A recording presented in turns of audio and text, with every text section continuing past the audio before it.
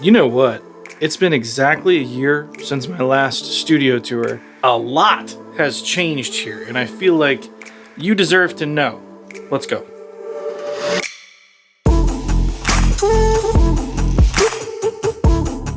So first off, we've got the lobby, which, as you can tell, is quite a bit different. There's a different color scheme. Everything is so bright because it's just been snowing. Everything is covered in snow and it is sunny. It's reflecting in like crazy. But this just serves as like the first initial spot where people come in, check out the place. See the nice signs up here? Got little pictures of my kids, places to sit down. That's it for the lobby.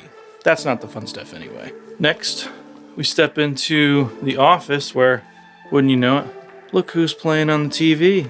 This is just kind of my business area, doing things I need to do that I can't really do in the control room, or more truthfully, that I don't want to do in the control room. Also in here, I'm keeping things like my 3D printer, my soldering stuff, things that I can repair with.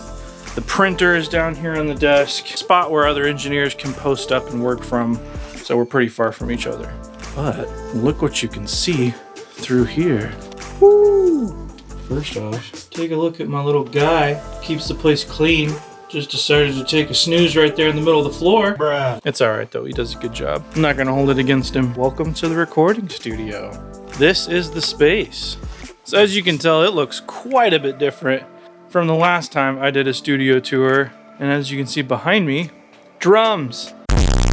Now this is set up for the last band who was here doing kind of a live trio thing. And the space is fairly long. We were able to record 3 people in here with a video crew, lighting.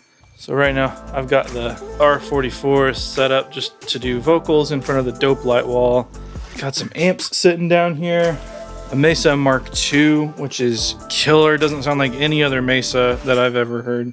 Fender Vibra King, awesome amp, crazy temperamental, and an Imperial MK2 that another producer kind of leaves around here sometimes. So let's take a look at some of the other stuff. We've got a piano set up here. This is normal. I run a couple lines. There's sometimes a Rhodes that sits right here, which you've seen me work on in other videos.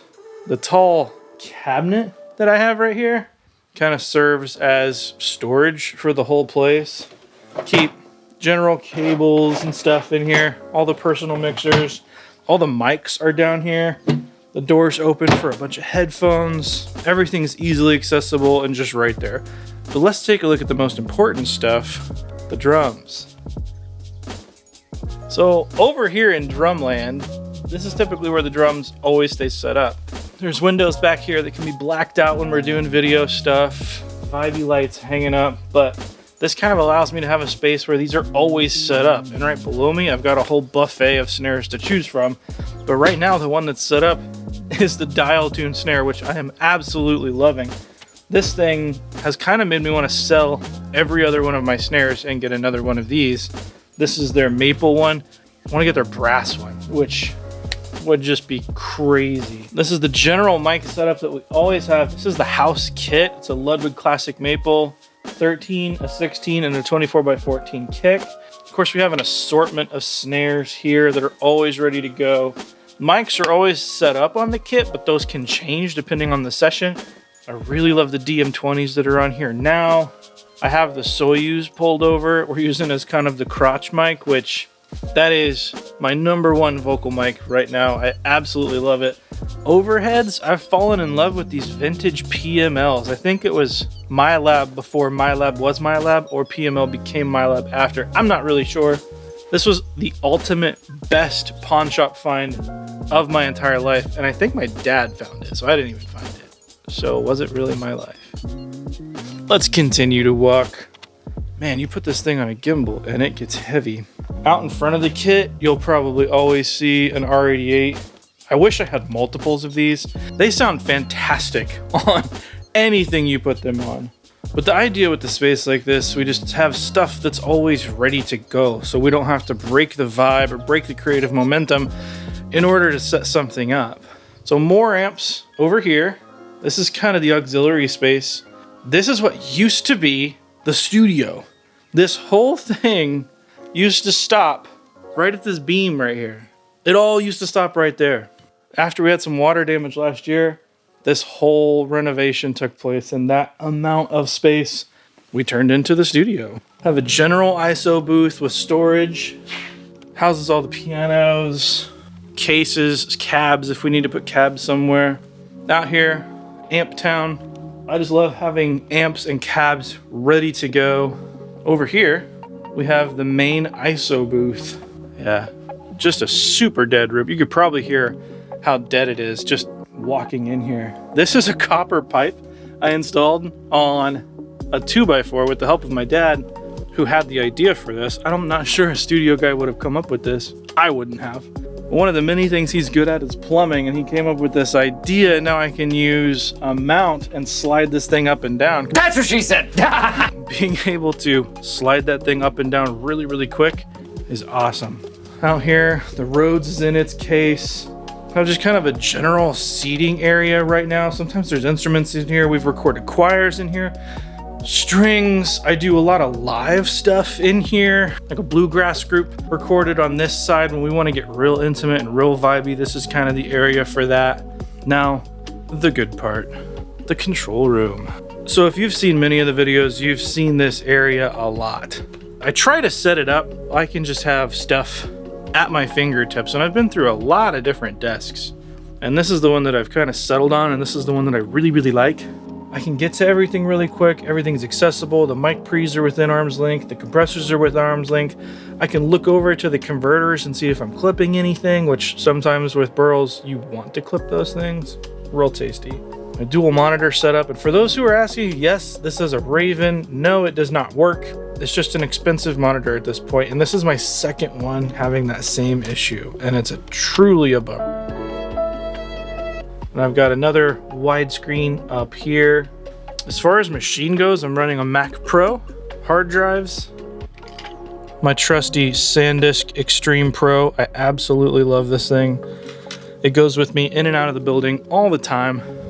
As far as a recent purchase, I've got a new hard drive bay, 32 terabyte. It runs all my backups for everything, video, audio, machine, everything. I don't have to worry about storage for hopefully a long, long time. As far as what's in the desk, we can run that down. I have 8 channels of Cappy VP28s. I absolutely love Cappy. If you need a whole lot of preamps for cheap and you can solder, I'm not sure there's a better way to go, honestly. If you like that kind of API punchy sound, they're fantastic. A couple of Vintex, like a 1073 style. A Five Fish Studios, super underrated company. Focusrite ISA 828s going into 3 channels of vintage channel strip from old Neve desks. One of those is a 1084, which I absolutely love on everything, and then 2 1073s, and I kind of wish I never got the 1084 because in a way it kind of makes me dislike the 1073s to the point where the 1084 is so cool, the 1073s feel cheap to me now, which is a bummer. Some real cheap Digimax stuff. Goes in digitally, just use it for talkbacks and whatever. From there, everything goes into the Burl converters. Ever since I made the switch to these, it's been awesome. And then I run everything via Switchcraft patch bays. I have 2 96s with the TT connectors. There's always stuff within arm's reach if we need it. Guitars hanging all over the wall, sitting everywhere. Next stop is the lounge, because that is also important. So here in the lounge, all the important stuff. The most important piece of equipment that any recording studio can have, the coffee maker. Little mini fridge, water, TV, ovens, whatever you may need to come and chill when you've been here for a while.